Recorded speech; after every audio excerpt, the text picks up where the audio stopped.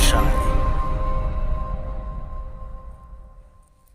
আসমানের নিচে জমিনের উপরে জান্নাতের বাগানে উপস্থিত সম্মানিত মুসল্লিয়ানে কেরাম, আল্লাহ রাব্বুল ইজ্জতের দরবারে লাখো কোটি শুকরিয়া জানাই যে মহান রব্বুল আলামিন আমাদেরকে বিভিন্ন কাজ থেকে অবসর হয়ে ফারেক হয়ে আল্লাহ তাআলার কোরআনের কথা শোনার জন্য এবং বলার জন্য আসার এবং বসার তৌফিক দান করেছেন। এজন্য সকলেই বলি আলহামদুলিল্লাহ।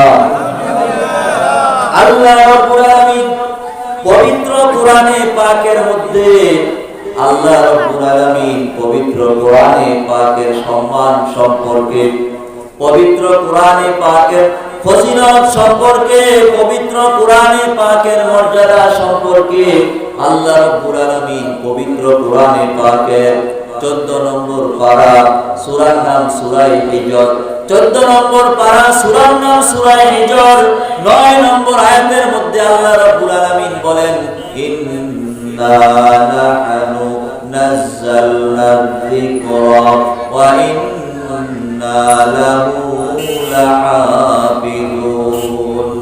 আল্লাহ রাব্বুল আলামিন বলেন, দুনিয়ার মুসলমান বান্দা, দুনিয়ার মুসলমান বান্দি, আমি আল্লাহ রাব্বুল আলামিন আরশে মহল্লা থেকে, লাউহে মাহফুজ থেকে জিবরাইল আমিনের মাধ্যমে আমার দোস্ত পয়গম্বরের উপরে এক পারা দুই পারা নয়, বরং গোটা 30 পারা কোরআন শরীফ আমি আল্লাহ এই দুনিয়ার মধ্যে নাযিল করেছি। আর আমি আল্লাহ রাব্বুল আলামিন কোরআন নাযিল করে, আমি আল্লাহ রাব্বুল আলামিন কোরআনকে অবতীর্ণ করে, আমি আল্লাহ রাব্বুল আলামিন কোরআন সংরক্ষণ করার, কোরআনকে হেফাজত করার দায়িত্ব নিয়েছি স্বয়ং আমি আল্লাহ। আল্লাহ রাব্বুল আলামিন পবিত্র কোরআনে পাকের সূরার নাম সূরা বাকারা, সূরা বাকারার 2 নম্বর আয়াতের মধ্যে আল্লাহ রাব্বুল আলামিন কোরআনের ফজিলত বুঝাইতে যায়। আল্লাহ তাআলা বলেন, যালিকাল কিতাব লা রাইবা ফীহি। এই দুনিয়ার মুসলমান মানব, এই দুনিয়ার মুসলমান বান্দা, এই দুনিয়ার মুসলমান বান্দি, আমি আল্লাহ রাব্বুল আলামিন আসমান থেকে, লাউহে মাহফুজ থেকে আমি আল্লাহ রাব্বুল আলামিন এই দুনিয়ার জমিনে 104 খানা কিতাব আমি আল্লাহ নাযিল করেছি।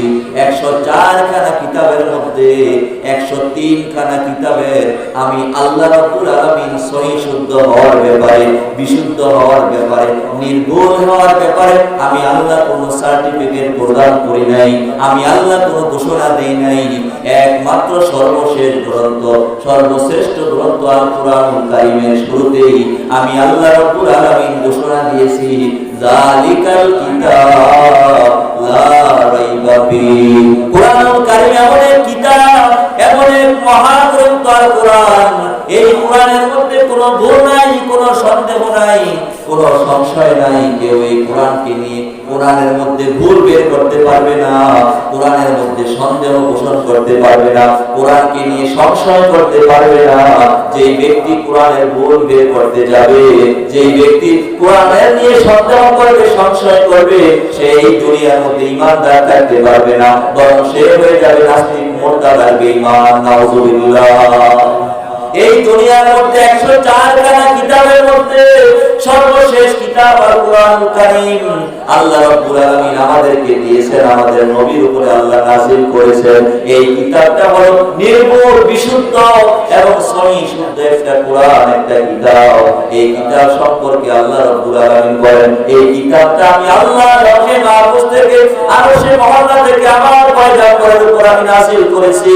আমি আল্লাহ এই কিতাবটাকে সংরক্ষণ করা, এই কিতাবটাকে হেফাজত করার দায়িত্ব নিয়েছি। এজন্য দুনিয়ার মুসলমান বান্দা, দুনিয়ার মুসলমান ভাই, এই দুনিয়ার মধ্যে তাওরাতের কোনো হাফেজ নাই, ইনজিলের কোনো হাফেজ নাই, জাবুরের কোনো হাফেজ নাই, এই দুনিয়ার মধ্যে একটা সাধারণ আদর্শ লিপির কোনো হাফেজ নাই।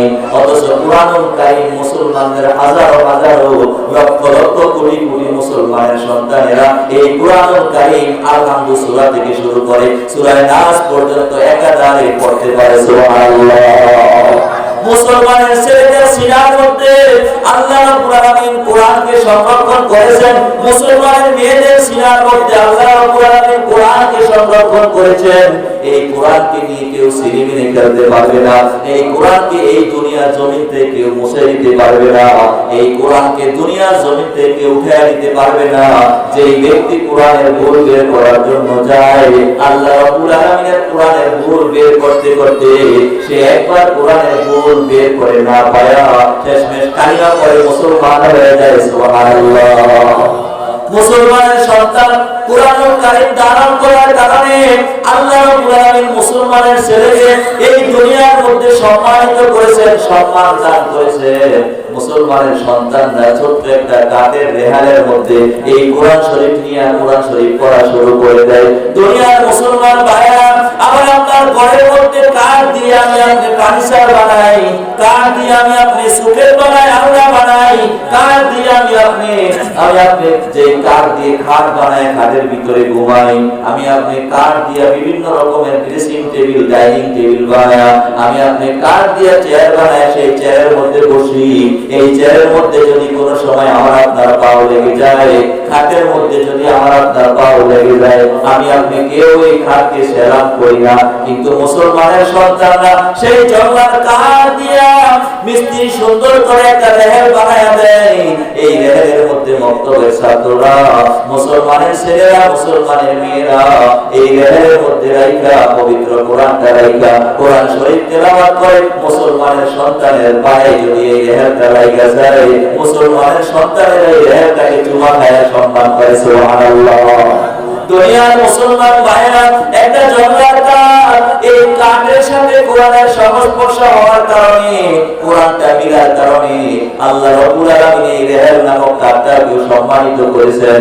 আর দুনিয়ার মুসলমান মেয়েরা, মুসলমান ছেলেরা তারা সিরার মধ্যে কোরআন ধারণ করার কারণে আল্লাহ রাব্বুল আলামিন এই দুনিয়ার মধ্যে যারা কোরআনে হাফেজ হয়, আলেমে কোরআন হয়, যারা হাফেজে কোরআন হয়, তাদেরকে আল্লাহ রাব্বুল আলামিন এই দুনিয়ার মধ্যে সবচাইতে বেশি সম্মানিত করেছেন। সুবহানাল্লাহ। দুনিয়ার মুসলমান ভাই, যখন আমার আপনার মা মারা যায়, আমার আপনার মা মারা যাওয়ার সময় আমার মায়ের শেষ বিদায়টা আমি ছেলে আমার মায়ের জানাজার নামাজ পড়তে পারি না, আমি আমার ছেলে হইয়া আমার বাবার জানাজার নামাজটা আমি পড়তে পারি না। অথচ মসজিদের ইমাম সাহেব হাফেজে কোরআন, আলেমে কোরআন আয়েশা লক্ষ লক্ষ হাজারো হাজারো শত শত মুসল্লিদেরকে পিছে কইরা ইমাম সাহেব কোরআনের হাফেজ, আলেমে কোরআন, হাফেজে কোরআন আমার আপনার মায়ের জানাজা পড়ায়। সুবহানাল্লাহ। দুনিয়ার মুসলমান ভাইরা, ঈদের নামাজের জামাত অনুষ্ঠিত হয়, ইমামতি করে আমার আপনার সমাজের আলেম, হাফেজে কোরআন, আলেমে কোরআন। জুমার নামাজের ইমামতি হয়, সেখানে হাফেজে কোরআন, আলেমে কোরআন ইমামতি করে। ঈদের নামাজের জামাত অনুষ্ঠিত হয়, সেখানে হাফেজে কোরআন, আলেমে কোরআনকে সামনে দিয়া দুনিয়ার সমস্ত এমপি, মন্ত্রী আর প্রাইম মিনিস্টার পিছনে দাঁড়ায় ইমাম সাহেবের পিছনে নামাজ পড়ে। তাহলে আল্লাহ রাব্বুল আলামিন ইমাম সাহেবকে এই দুনিয়ার মধ্যেও সম্মানিত করেছেন, আর পরকালীন জগতে আল্লাহ হাফেজে কোরআন এবং আলেমে কোরআনকে সবচাইতে বেশি সম্মান দান করবেন। সুবহানাল্লাহ। আখির জামানার পয়গম্বর বলেন, আনাবি মুসা রাদিয়াল্লাহু তাআলা আনহু قال قال رسول الله صلى الله عليه وسلم, আল্লাহ রাসূল সাল্লাল্লাহু আলাইহি ওয়াসাল্লাম বলেন, এই দুনিয়ার মধ্যে যদি মুসলমান বান্দা, মুসলমান বান্দি যদি তিন ধরনের লোককে সম্মান করে, তিন দল লোককে সম্মান করে, তাহলে দুনিয়ার মুসলমান বান্দা বান্দি স্বয়ং এই দুনিয়ার কোন বান্দা বান্দিকে, দুনিয়ার কোন মানবকে সম্মান করলো না, বরং স্বয়ং আল্লাহ রাব্বুল আলামিনকে সম্মান করলো। সুবহানাল্লাহ। আখির জামানার পয়গম্বর বলেন, এই দুনিয়ার মধ্যে যারা আলেমে কোরআন হবে, যারা হাফেজে কোরআন হবে, আলেমে কোরআনকে, হাফেজে কোরআনকে যারা সম্মান দান করবে, হাফেজে কোরআন, আলেমে কোরআনকে যারা সম্মান করবে, তারা দুনিয়ার কোন হাফেজে কোরআনকে সম্মান করলো না, দুনিয়ার কোন আলেমে কোরআনকে সম্মান করলো না, বরং আরশের মালিক, মহান মালিক আল্লাহকে সম্মান করলো। সুবহানাল্লাহ। দুনিয়ার মুসলমান ভাইরা, আখির জামানার পয়গম্বর বলেন, এই দুনিয়ার মধ্যে অনেক পবিত্র বাবা আছে, এমন যাদের দাড়িগুলা পেকে সাদা হয়ে গেছে, যাদের চুলগুলা পেকে সাদা হয়ে গেছে, যারা এই দুনিয়ার মধ্যে বয়স্ক মুরব্বী হয়ে গেছেন, এই দুনিয়ার মধ্যে যদি কেউ কোনো বয়স্ক মুরব্বীকে সম্মান করে, এই দুনিয়ার মধ্যে যদি কেউ কোনো বয়স্ক মুরব্বীকে সম্মান দেয়, সেই দুনিয়ার মধ্যে কোনো সাধারণ বয়স্ক মুরব্বীকে সম্মান করলো না, বরং স্বয়ং আরশের মালিক আল্লাহকে সম্মান করলো। সুবহানাল্লাহ। আগের জামানার ভাইরা বলেন, এই দুনিয়ার মধ্যে ন্যায় বিচারক বাদশা, ন্যায় পরায়ণ বাদশাকে যারা সম্মান করবে, ন্যায় পরায়ণ বিচারককে যারা সম্মান দিবে, তারা দুনিয়ার কোন ন্যায় বিচারক বাদশাকে সম্মান করলো না, বরং আরশের মালিক মহান আল্লাহকে সম্মান করলো। সুবহানাল্লাহ। এজন্য দুনিয়ার মুসলমান ভাইরা, এই দুনিয়ার মধ্যে আসমানের নিচে জমিনের উপরে আমাদের দেহের মধ্যে যতদিন প্রাণ থাকবে, আমাদের ভিতরে যতক্ষণ পর্যন্ত আমাদের ধমনীতে শ্বাস ভিতরে যাইবে, আর শ্বাস আমরা ত্যাগ করব, আমার জান যাইতে পারে, জীবন যাইতে পারে, আমার জান দিয়া, জীবন দিয়া, শরীরের রক্ত দিয়া, রক্তবিন্দু দিয়া এই দুনিয়ার মধ্যে আলেমকে সম্মান করব। আলেমকে সম্মান করলাম না, বরং স্বয়ং আল্লাহকে সম্মান করলাম। সুবহানাল্লাহ। দুনিয়ার মুসলমান ভাইরা, আমি আপনি এই দুনিয়ার মধ্যে আসার পর একজন দাড়ি পাকা বয়স্ক মুরব্বীকে সম্মান করলাম, একজন দাড়ি পাকা বয়স্ক মুরব্বীকে সম্মান দান করলাম। আমি দুনিয়ার কোন দাড়ি পাকা মুরব্বীকে সম্মান দান করলাম না, বরং স্বয়ং আল্লাহকে আমি সম্মান করলাম।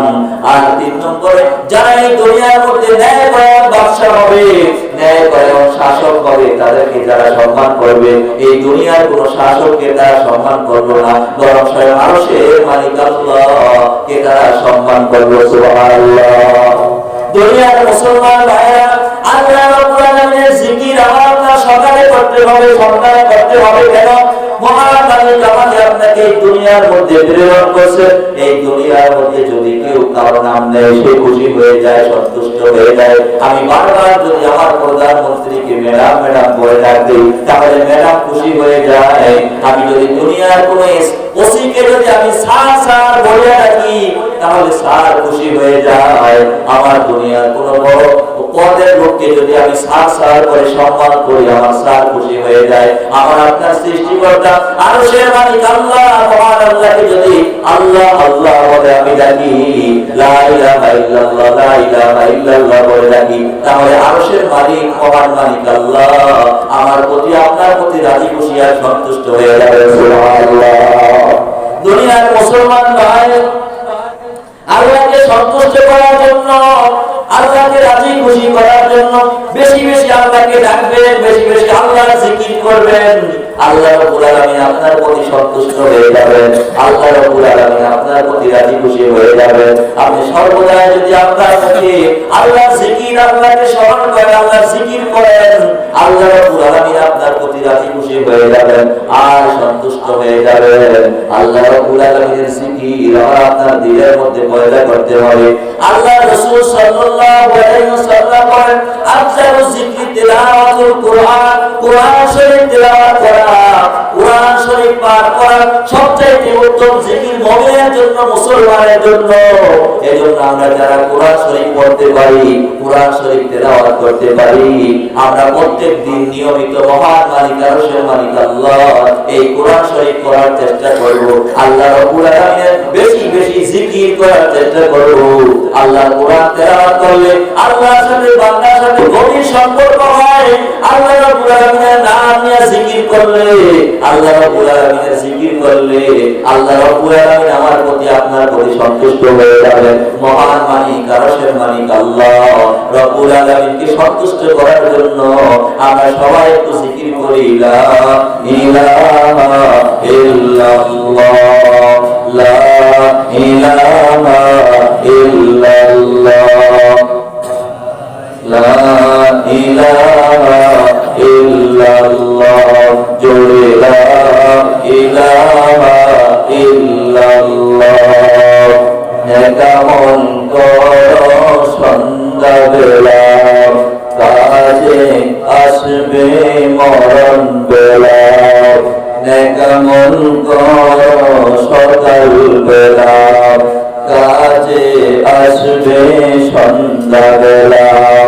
কিভাবে থাকবে মৌতের পরে, কিভাবে থাকবে মরণের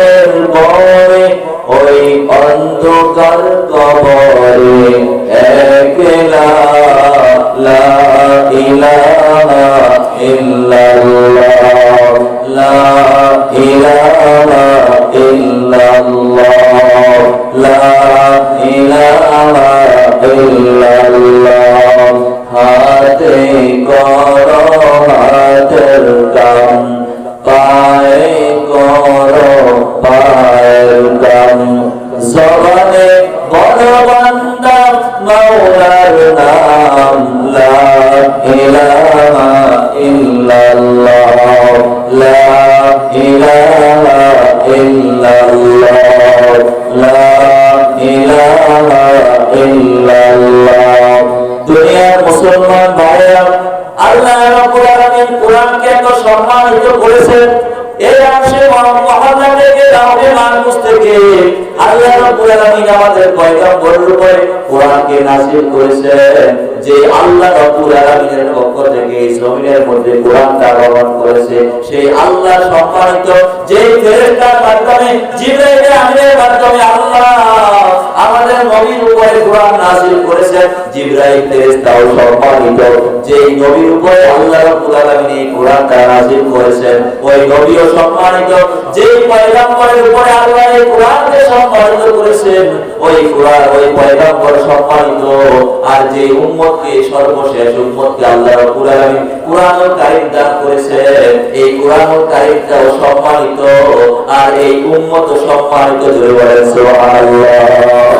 মরার পরে আমাকে আপনাকে যখন কবরের ভিতরে শোয়া দেওয়া হবে, কবরের ভিতরে কোনো সাথীর ব্যবস্থা নাই, কোনো বাতির ব্যবস্থা নাই, কোনো আলোর ব্যবস্থা নাই। ডাইনেও মাটি, বামেও মাটি, উপরে মাটি, নিচে মাটি, পায়ের কাছে মাটি। এই কবরের মধ্যে কোনো সাথীর ব্যবস্থা নাই, বাতির ব্যবস্থা নাই।